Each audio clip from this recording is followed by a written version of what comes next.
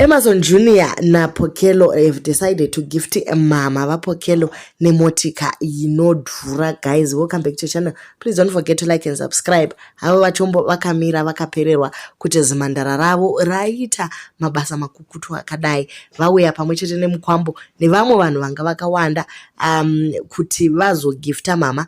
Yanga iri birthday yavo anditika yanga iri birthday yamai vaPokello ndobva mukwasha auya achibva apa my gift. Zvara henyu vana vakomana, ndichazvara vasikana nekuti kana vasikana vachiita mabasa makuru akadai so vachigona kunyengwa guys nelevel rakadai so musakanga mwakakuti Pokello murora wenyika. Saka zvinhu zvidiki kwavari izvi, asi mama vaita sevachawira pasi vachifara zvikuru negift yavapiwa nemukwasha. Ingoonaiwo guys, please leave your comments on what you think about zviri kuitika apa.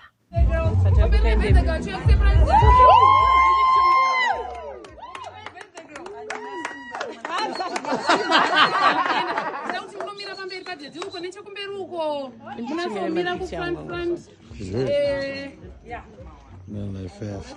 It's about to be wild. Wait and see. Wait and eat. Wait and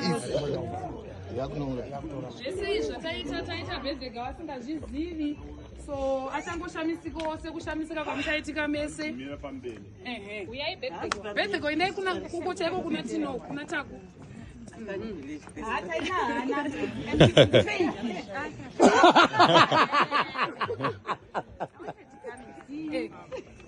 Kevin, are you ready? Okay. And mafati vaita ndauda kuita. Mai madzima mukuti chiko chatakaunganira pano. Anapa taunganira mombe. Yakavharwa nzo. Umu ndikufungira Jim chiri chiicho. Mota. Maini muri kufunga kuti mota rudzi yakaita sei kana kala pane mubairo uchahwinwa ka ari kungofunga zvaafunga ngaangotaura. Black. Range Rover avati Range Rover. Black.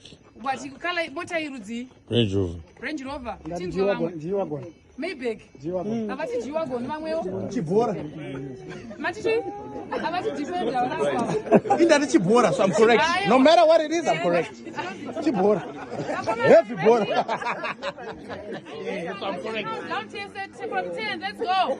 10, 9, 8, 7, 6, 5, 4, 3, 2, 1. That's it. Open. Happy birthday!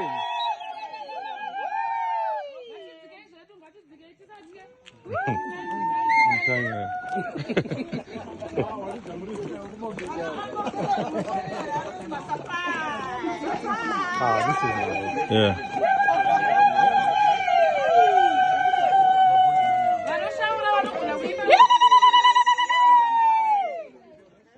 So we're going to do another 3, 2, 1. Come on, Tanya. 3. 3, 2, 1. Okay, let's go. 3, 2, 1.